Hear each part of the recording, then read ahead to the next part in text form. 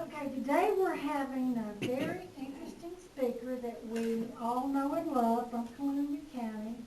Bill Dailey grew up on the family farm in southern Columbia County, a couple of miles from Walkersville. His dad had multiple large gardens where they grew many vegetables, including the Purple Hull peas. After graduating from Emerson High in college, he worked as an engineer at KAIT Channel 8 in Jonesboro, Arkansas, and KARK TV Channel 4 in Little Rock. The early travel led him to a career in the U.S. Merchant Marines, where he was a radio electronics officer on various cargo ships.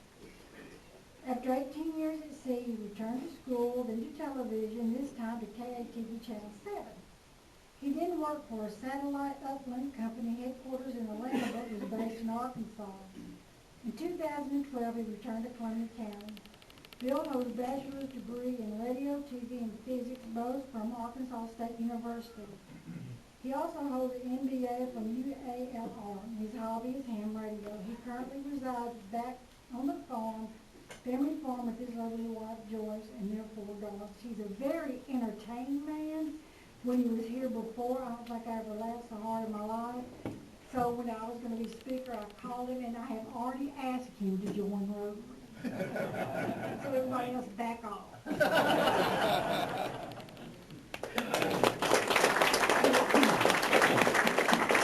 Thank you, Patty. And by the way, I used to work with Jennifer Flowers. We need to talk.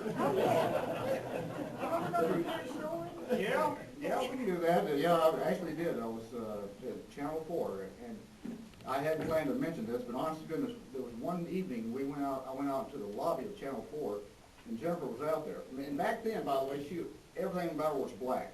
Her hair was black, her wardrobe was black, her car was black, and when she hit 92 with this blonde hair and red coat or whatever she had on at the man, you changed clothes somewhere along the way. But anyway, there was one evening out there in the lobby of Channel 4, and I knew she wasn't working that day. And I walked up to her and I said, "What are you doing here?" She smiled real big. She says, "I'm meeting somebody." I have no clue who she was meeting on that particular day, but she was this older, wiser woman of about 28 at the time, and I was roughly 23. So anyway, that stuck with me for all these years. Thank you all for asking me back to speak again, because I think this is about the 4th time. And as a result, I didn't want to repeat a speech I've already repeated 3 times about the Purple Hull Pea Festival. We can talk about that, and it's June 28th. But I thought Mike last year, after he asked me to speak, he said, "Could you speak on some of your time in the television business?" I said, "Sure, I can do it easy." And when Patty called this time, I said, "Why don't I speak on what I saw in the TV industry?" So I was at KZHE this morning. I told him my title of my speech is going to be "What I Saw at the Television Sausage Factory." I could live without TV so easily.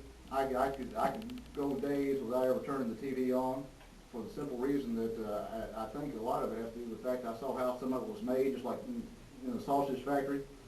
So now the opposite is true for radio. I absolutely love radio. I still have a crystal radio set I play with at the house every so often. It still amazes me that I can pick up WLAC in Nashville with no batteries and hear it very well at night. So anyway, the thing that probably one of the most upsetting moments of my television career was early on. About 22 years old, I was at Channel 4, same place I met Jennifer Flowers. And at that time, Channel 4 had some of the best editing capability. Lots of commercials were made there. Probably some of the best editing capability between Dallas and Atlanta. Lots of stuff was made there. And one of the shows that was made there was the Bill Dance show. Anybody know the fisherman Bill Dance? Okay. I wasn't they finally trained me well enough where I could do some editing back there. The main guy who did most of the editing was a guy named Ralph Walker, and he'd occasionally take vacation and somebody had to fill in for him. When he was gone, I'm editing with the producer of the Bill Dance show. It had these big old what we call 2-inch machines to make all this magic happen with editing videotape. Film was a whole different story. Now we're into the videotape era. And nowadays the laptop can do far, far more than what we could do back then. But back then, that was high tech. So I'm sitting there looking at this video from a Bill Dance show, and we're putting it together. And I'm looking out there on this show, showing some scenes of some water, and I'm thinking, what is that? And I looked and looked, I said, that looks like a scuba diver. It is a scuba diver. They had even Bill Dance has days when he can't catch fish. Honest to goodness. They had caught one fish and weren't catching any more. They held that fish in reserve, and that fish got back on the hook the second time. They reeled him in, and as it was, I forget who caught. It was Bill Dance and a friend, and I can't remember who caught the fish the first time. But the other, as they're reeling him in, they were saying, "Yeah, that looks a little bigger than that other one we caught." So, same fish, very same fish. So that was good. Boy, talk about being disillusioned at age 22. You can't believe a fishing show. What can you believe? Then, Extreme Makeover Home Edition. Have any of you ever been to one of the sites where they're doing that, building a house? I've been to two. And the first one was for the little girl, the Morgan Nick family up there in Alma, Arkansas. Let me tell you people, that move that bus scene happened 4 times. So reality TV is not really reality in a lot of particular cases. Another situation was ABC oil spill. The ABC, I was uplinking I was running the satellite uplink truck, that's what I was doing, and we were working for ABC on the oil spill coverage in 2010 down at the Gulf, the BP oil spill. And it was one of these situations where you're exhausted. And I just got to a hotel on Dolphin Island, Alabama, and was just about to get some nap time, and about 3 o'clock in the afternoon, I've been up about 24 hours, and a phone call from the ABC producer. He said, "Hey, listen, CNN is reporting that there are tar balls on Dolphin Island. Can you go check?" At that point, I'm 2 or 3 miles from Dolphin Island. I'm already out of DOT hours, so many hours I can actually drive the commercial vehicle. I almost told him no, but I fudged, and I drove down there to find this blasted tar ball, and there was no tar ball. And I got back and I said, there is no tar ball. But let me tell you people, when that particular situation, I was down there a month. Those tar balls, it was. I told my wife on the phone, she asked me what it was like. I said, it's like this.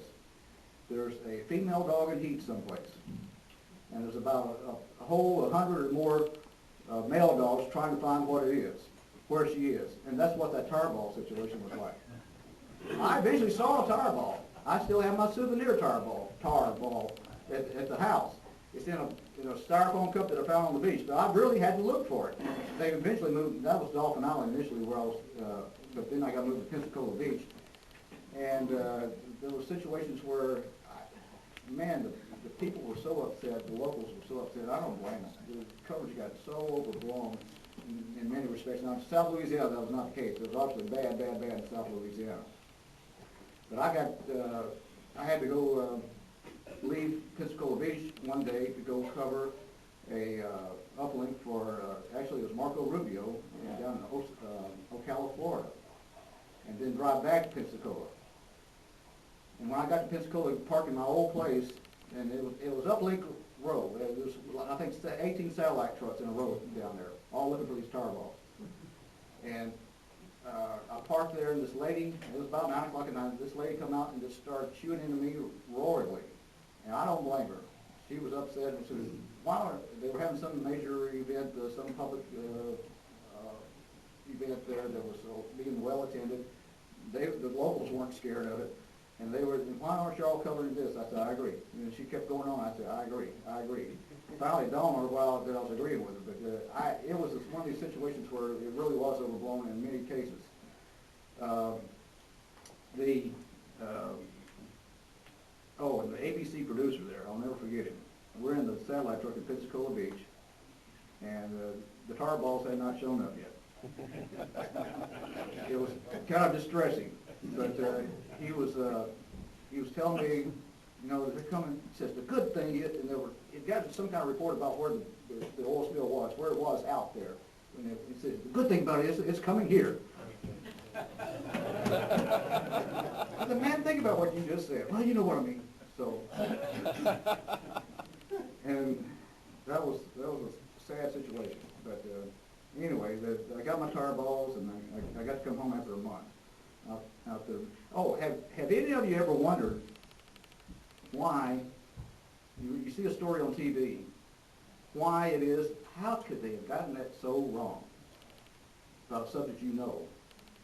Here's one explanation. It's not at all the total explanation by any stretch of the imagination, but one of the most important people at a TV station is the producer. And oftentimes, if not almost all the time, at these local stations, they are young, fresh out of college, at least not long out of college, and they're not paid very well at all, and they just don't have a long life history. And some of their background just isn't conducive to getting correct information across, because they don't realize some of the historical perspectives of what all is going on. And I hate to tell this story about this one producer we had at Channel 7, but she's a wonderful young lady. She's married to a Air Force C-130 pilot, and they came to Arkansas, and she got the job at Channel 7 producing.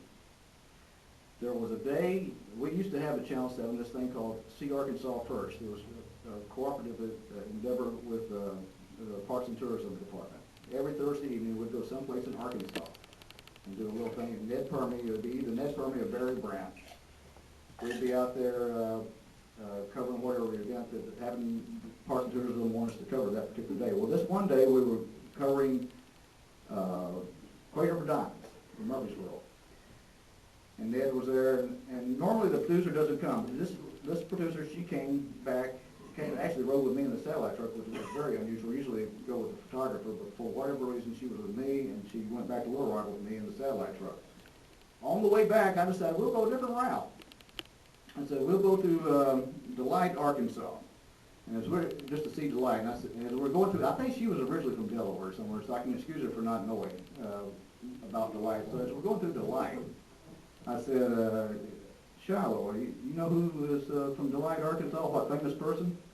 She said, no, I don't guess. I said, well, it's Glenn Campbell. And out of the corner of my eye, I could see her head her brain starting to work, and she's wondering there, and finally she says, now wasn't he married to Elizabeth Taylor?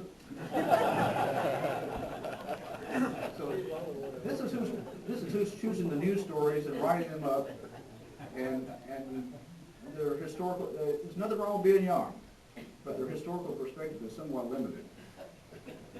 Elizabeth Taylor.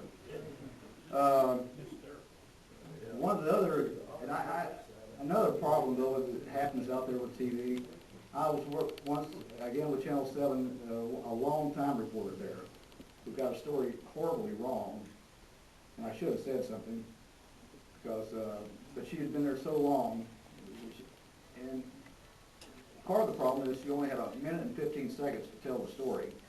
That's what time was allotted her, and the story was more complicated than 1 minute and 15 seconds. I actually went home that night and watched the report on Channel 16, and the reporter for them got it right. But there's stuff like that you see. Then there's some of the other interesting stuff. Out of all the people I've ever seen report, by far the most interesting is Carl Cameron of Fox News, the chief political correspondent, I believe is his official title. First time I ever saw him, I never worked with him, but I was at several of the things that he was at, working for other folks. Carl Cameron, the first time I ever saw him was at the 2008 Iowa caucus. And he's from waist up, he's got this nice, snappy, crisp shirt on. Waist down, he has got this worn out, holy blue jeans on. Nothing unusual about that, really, for reporters. If you're not going to be seen from the waist up, they dress comfortably. And I thought, I like this guy. It's what I would do too if I was in that position. But Carl Cameron has what was so amazing about him. He would walk. They all walk around with their smartphones, just like everybody else now. This is 2008. Carl Cameron would walk around with two, one in each hand, different version of smartphone in each hand. I don't know what he was running back in 2008. But he would literally thumb on this one and thumb down and thumb this one, and just did that all day long. When it comes time for his live shot, Later, I ran across him again somewhere in South Carolina area. Comes time for his live shot, he has a step ladder right in front of him. And while all the others reporters are lined up practicing their lines and what they're going to say when they get on the air, he's not. He's still doing this steadily. And about 10 seconds before he goes on the air, he sets him down on the top thing of his ladder step, and he says, and when it's cued, off he goes. No practicing, no anything. He just seems so fluid, and he's so knowledgeable and knows all the topics. He doesn't have to practice anything evidently. But then at the end of his report, as he's pitching to his package, as they call it, the little pre-recorded stuff, he looks to his lower left like he's going to watch it with you. He's looking right about my feet. There's no monitor there. It's just a mechanism to make you think he's watching along with you. And but it looks good on TV. Can't deny that. But so that was some of the sausage. Now I got to tell you something about the real stuff. The real stuff, never saw anything more real than Paul Eels. Paul was absolutely the most wonderful man I've ever met. The stories about him really are true. The first time I ever met Paul, there's a vending machine and a soft drink machine down in the basement of Channel 7. And it's right outside engineering. And that's about the only time we'd see somebody. When I was working for engineering, I later went to the news department, but when I was working for engineering, they would come down. About the only time we see a reporter or someone from the third floor or second floor was when they come down to get something out of the vending machine. Well, I happened to be at the vending machine, and I looked over to my right, and there's Paul. I was new there. This was 2002. I said, well, do I introduce myself or not? I thought, well, I'm going to have to sooner or later, and we're going to be working together, so I introduced myself. You would not have thought that it would have ever been possible, but he made it make me feel like he was the one honored to be introduced, and he just made me feel so warm, and so it seemed so genuine. So later on, when I got to the news department, we made many trips to Fayetteville for basketball, football, and the Houston Nut Show. That was when Houston Nut was still there. And we'd stay at the Renaissance Hotel. I think it's called the Renaissance. It's right off the square in Fayetteville. Oftentimes, when I'd go out to eat at night, I'd come back in or go out, I'd see Paul getting room service from the hotel. So I thought, well, he obviously doesn't like to go out. But one of the things we would do during football season is we'd have the satellite truck parked over there by the poultry building, and we'd do a Saturday daybreak shot. Saturday daybreak back then was from 7 to 9 o'clock in the morning on Saturdays. We'd do two live hits in the first hour, 2 live hits in the second hour. And one morning, toward the end of the football season, I think for whatever reason, the second hour daybreak got canceled because of a high school football, doing some highlights of high school football state championship games or something along those lines. And the satellite truck was too big to move back and forth, so I was riding back to the hotel, to the Renaissance, with Paul. He's driving in his company car. And I said, well, now that we're getting off an hour early, we'll get back in time for that buffet at the Renaissance, the breakfast buffet. He said, is that pretty good? I said, yeah, it's great, as a matter of fact. So we get back to the hotel. I'm sitting down having my breakfast. I've already been through the buffet. And up walks Paul. He says, Bill, do you mind if I join you for breakfast? I said, no, of course not. And even though we knew each other fairly well by this time, still the irony did not escape me to hear a farm boy from Walkerville, Arkansas, having a long-time quarter-century voice of the Razorbacks asking him if he minded having breakfast with him. So he goes to the buffet, sits down, and there were a few other people in there, not a whole lot, but almost every one of them felt obligated to come up to him, thank him for what he's done through all the years, calling the ball games, how much they enjoyed it, and just being really appreciative. He was as generous with his words and kindness with every one of them. He didn't seem put off by it at all, and virtually everybody in there did that. They'd come up to him and talk to him. Now, it dawned on me then, I said, well, this is why he has room service. He can't have a decent meal without being interrupted, and he's just too kind to do anything other than be as he always is. So, I was at home on July 31st, 2006. Paul was about to enter his last, it was probably going to be his last season to call and be the voice of the Razorbacks. And we had a promo at Channel 7 that year called the Paul Calls. And there was a bunch of cheerleaders doing an A and the touchdown Arkansas or touchdown whatever. I can't remember exactly how it went, but that particular promo had just started running, and I was watching our 10 o'clock newscast at home. And it was just about to go to the sports newscast, and he says, ironically, that Paul's Call promo was running, and I get a phone call from the sports director at K-Hog up in Fayetteville. He says, Bill, were you with Paul today? I said, no, and my assistant Stephen was. He says, well, we're getting phone calls that Paul's been killed in a traffic accident. We're hoping you could confirm that for us. I said, gosh, this is the first I've heard of it, and I don't know. I certainly hope it's not true. So get off the phone with him, immediately call my assistant, Stephen, and you always know when a story's big about what the first words out of the, you used to know that if the news desk called you, and the first words out of their mouth was, where are you?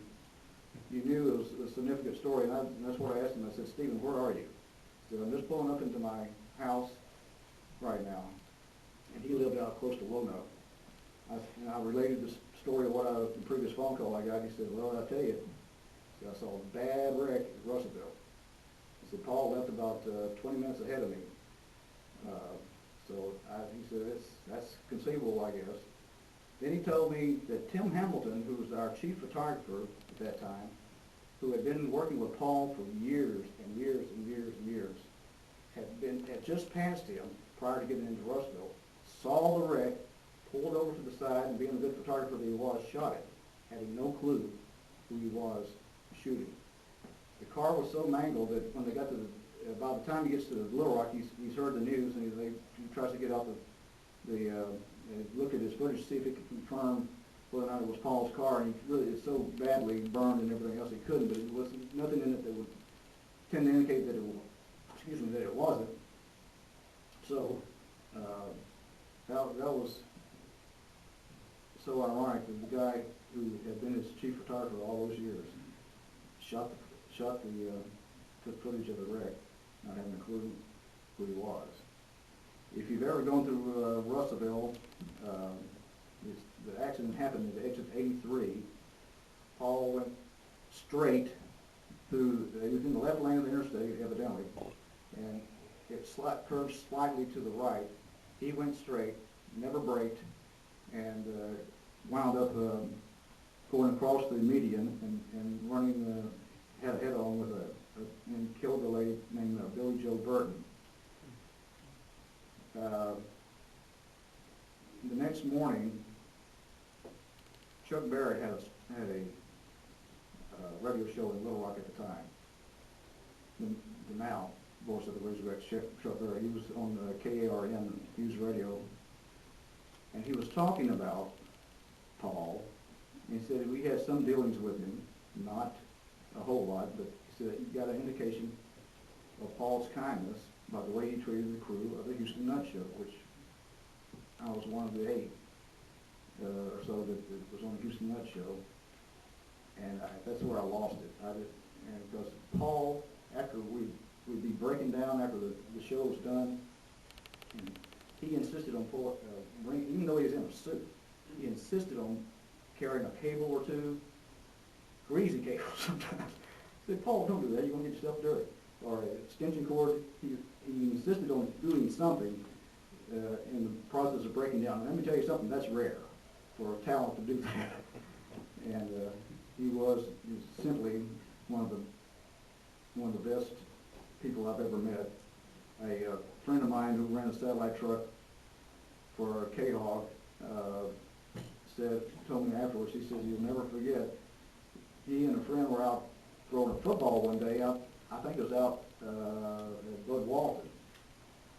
And Paul was out there. He says, he was talking to him, and he said that Paul just kind of spontaneously decided he was going to start calling their passes to each other. And he said, never forget that. You know, you got Paul Leo's calling that you're dropping back for a pass and throwing it, and it's complete, and that sort of thing. It was just stuff like that that will always be in my memory. And when we were a few months earlier, we'd been at the American Airlines Center for the NCAA tournament. Arkansas beat the first game, but there were some notes that he made on a pad that I saved. He put them in the trash can. I still got them somewhere, and I'm going, when we finally get our house built down there on the farm, I'm going to frame them and put them up along with the picture I took of him. But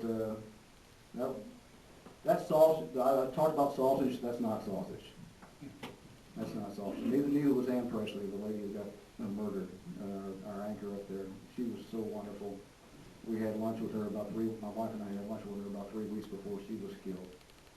And Joyce is the theologian of the family. They talked about their Bible studies that they were attending. And Marcus McDonald and I had talked somewhat about, before we found out what had happened to her, or who the person was, we were trying to figure out who could have done it, and we had discussions about that. I finally sat in bed one night and realized, I said, there's no way that somebody she knew could have done it. She was so socially adept that she probably could have talked anybody down that she knew. I figured it had to be an unknown person to her, and sure enough it was. So that's kind of my sausage and non-sausage. And thank you for, I see some of the representatives of our sponsors for the Purple Hill Pea Festival out there. Thank you very much. We got the Travel Channel coming this year. We got Channel 7 coming this year. We got Channel 8 coming this year. I don't know about anybody else.